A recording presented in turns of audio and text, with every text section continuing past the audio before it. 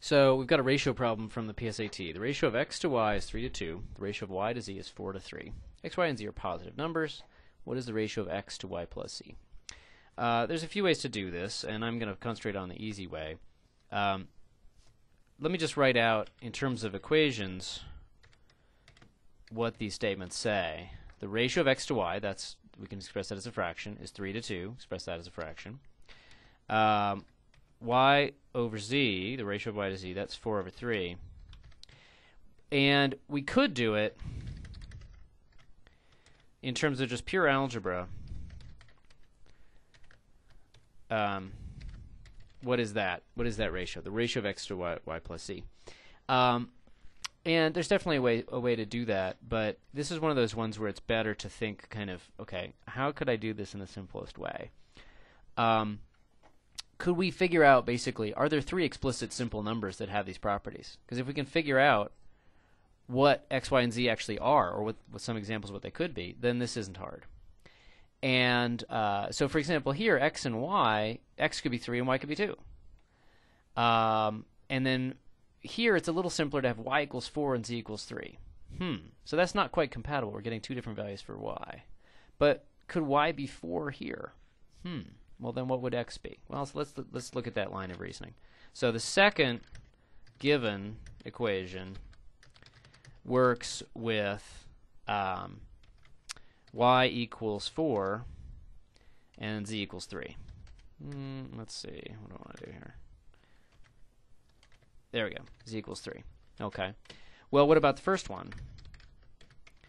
Well, it doesn't work with, it's not obviously, it's not x equals 3 and y equals 2, but if y equals 4,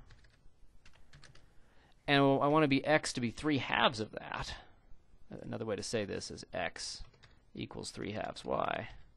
Okay. Then x is just going to be 6. Okay.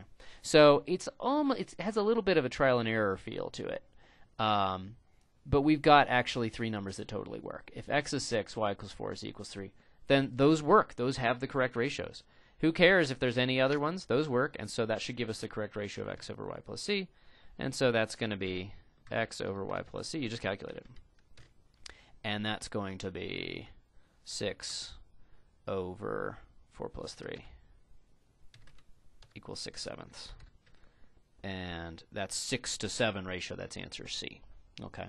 So notice what happened. It's these guys mismatched, but it wasn't too hard to actually get them to match. Another way to say this is we basically rewrote the x over y ratio as 6 over 4.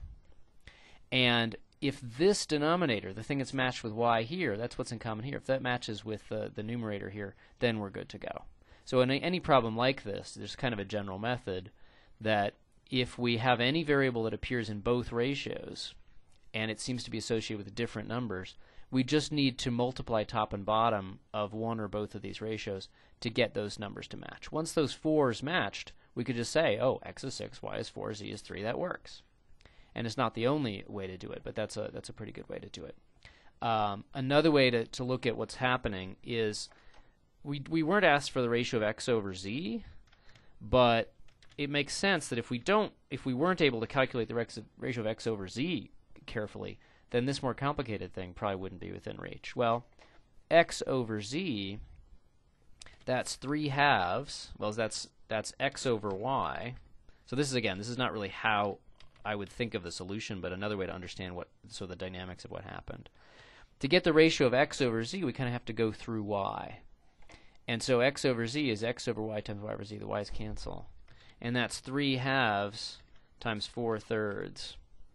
And another way to look at what we did was we basically said, hey, boy, if these numbers would cancel, it'd be really easy to get x over z. They don't cancel literally as written, but if I just rewrite the first fraction as 6 over 4, 4 over 3, then you get 6 over 3. And so x over z is 2. And so that's another way to see why matching up these, but changing the 3 halves to a 6/4 was really the key thing.